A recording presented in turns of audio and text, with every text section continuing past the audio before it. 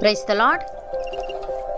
ఈరోజు దేవుని వాగ్దానము, శృంగారమైన పాగధరించుకొనిన పెండ్లి కుమారుని రీతిగాను, ఆభరణములతో అలంకరించుకొనిన పెండ్లి కుమార్తె రీతిగాను ఆయన రక్షణ వస్త్రములను నాకు ధరింపజేసి ఉన్నాడు.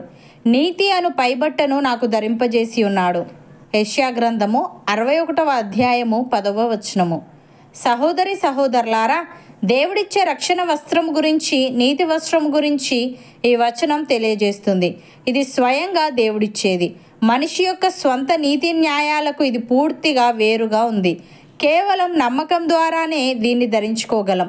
మన స్వనీతి ఆధారంగా మనము దేవుని ఎదుట నిలబడడానికి తగిన వారము కాము. అందుకే దేవుడు తన కుమారుడైన యేసుక్రీస్తును మన కోసం పంపించి తన వద్దకు వచ్చిన వారికందరికీ తన నీతి న్యాయాలనే వస్త్రాలుగా ధరింపజేశాడు. మరియు శృంగారమైన పాగా ధరించుకొనిన పెండ్లి కుమారుని రీతిగాను, ఆభరణములతో అలంకరించుకొనిన పెండ్లి కుమార్తె రీతిగాను అని ఉంది. అనగా పెండ్లి కుమారుడు, పెండ్లి కుమార్తె అనడంలో దేవునికి ఇజ్రాయేలుకు మధ్య ఉన్న సంబంధం ఎలాంటిదో తెలియజేస్తుంది. లేదా అప్పటిదాకా కొనసాగిన బంధానికి చివరి స్థితిని ఇది సూచిస్తుంది. భక్తుడు ఈ విధంగా అంటున్నాడు: సియోను లెమ్ము, లెమ్ము, నీ బలము ధరించుకొనుము. పరిశుద్ధ పట్టణమైన యెరూషలేమా, నీ సుందర వస్త్రములను ధరించుకొనుము. ఇక మీదట సున్నతి పొందని వాడొకడైనను, అపవిత్రుడొకడైనను నీ లోపలికి రాడు. ధూళి దులుపుకొనుము, యెరూషలేమా లేచి కూర్చుండుము. చెరపట్టబడిన సియోను కుమారి, నీ మెడకట్లు విప్పివేసుకొనుము. యెహోవా ఇలాగు సెలవిచ్చుచున్నాడు: మీరు ఊరకయ్యే అమ్మబడితిరి గదా, రూకలియ్యకయే మీరు విమోచింపబడిదరు అని. ప్రియులారా, యెహోవా విమోచించిన వారు సంగీత నాదముతో సియోనునకు తిరిగి వచ్చెదరు. నిత్య సంతోషము వారి తలల మీద ఉండును. వారు సంతోషానందము గల వారగుదురు. దుఃఖమును నిట్టూర్పును తొలగిపోవును. నేనే మిమ్ము నోదార్చువాడను. చనిపోవు నరునికి, తృణమాత్రుడగు నరునికి ఎందుకు భయపడదువు?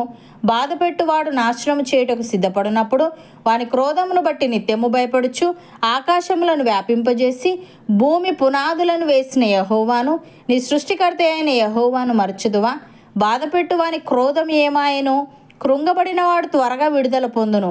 అతడు గోతిలోనికి పోడు, చనిపోడు, అతనికి ఆహారము తప్పదు.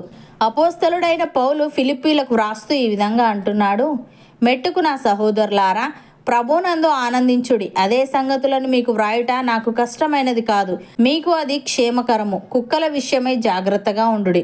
దుష్టులైన పనివారి విషయమై జాగ్రత్తగా ఉండుడి. ఈ ఛేదనను ఆచరించు వారి విషయమై జాగ్రత్తగా ఉండుడి. ఎందుకనగా శరీరమును ఆస్పదము చేసుకొనక దేవుని యొక్క ఆత్మ వలన ఆరాధించుచు క్రీస్తు యేసునందు అతిశయపడుచున్న మనమే సున్నతి ఆచరించు వారము. కావలియునంటే నేను శరీరమును ఆస్పదము చేసుకొనవచ్చును. మరి ఎవడైనను శరీరమును ఆస్పదము చేసుకొనదలిచిన ఎడల నేను మరి ఎక్కువగా చేసుకొనవచ్చును. 8వ దినమున సున్నతి పొందితిని. ఇజ్రాయేల్ వంశపు వాడనై బెన్యామీను గోత్రములో పుట్టి హెబ్రీయుల సంతానమైన హెబ్రీయుడనై, ధర్మశాస్త్ర విషయము పరిసయుడనై, ఆసక్తి విషయము సంఘమును హింసించువాడనై, ధర్మశాస్త్రము వలన నీతి విషయము అనింద్యుడనై ఉంటిని. అయినను ఏవేవి నాకు లాభకరములై ఉండెనో వాటిని క్రీస్తు నిమిత్తము నష్టముగా ఎంచుకొంటిని. నిశ్చయముగా నా ప్రభువైన యేసుక్రీస్తును గూర్చిన అతి శ్రేష్టమైన జ్ఞానము నిమిత్తమై సమస్తమును నష్టముగా ఎంచుకొనుచున్నాను. క్రీస్తును సంపాదించుకొని ధర్మశాస్త్ర మూలమైన నా నీతిని గాక, క్రీస్తునందలి విశ్వాసము వలననైన నీతి, అనగా విశ్వాసమును బట్టి దేవుడు అనుగ్రహించు నీతి గలవాడనై ఆయన యందు అగుపడు నిమిత్తమును ఏ విధము చేతనైనను మృతులలో నుండి నాకు పునరుత్థానము కలుగవలనని ఆయన మరణ విషయములో సమానానుభవము గలవాడనై ఆయనను ఆయన పునరుత్థాన బలమును ఎరుగు నిమిత్తమును ఆయన శ్రమలలో పాలివాడనగుట ఎట్టిదో ఎరుగు నిమిత్తమును సమస్తమును నష్టపరుచుకొని వాటిని పెంటతో సమానముగా ఎంచుకొనుచున్నాను అని. సహోదరి సహోదరులారా, ధర్మశాస్త్ర సంబంధమైన క్రియల మూలముగా ఏ మనుష్యుడును దేవుని దృష్టికి నీతిమంతుడని తీర్చబడడు.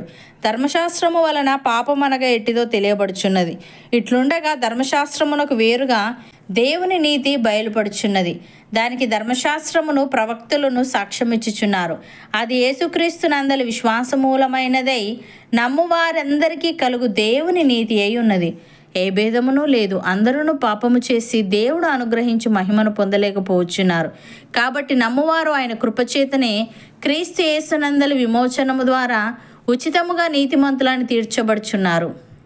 అవును అన్నవారు నాతో పాటు ప్రార్థనలో ఏకీభవించండి. పరిశుద్ధుడా, ప్రేమగల తండ్రి, నీవిచ్చే రక్షణ వస్త్రము గురించి, నీతి వస్త్రము గురించి ఈ వాక్యంలో తెలియజేశావు. ఇది స్వయంగా నీవిచ్చేదని, మా స్వంత నీతి న్యాయాలకు ఇది పూర్తిగా వేరుగా ఉందని, కేవలం నమ్మకం ద్వారానే దీన్ని మేము ధరించుకొనగలమని తెలియజేశావు. తండ్రి, నీకు స్తుతులు.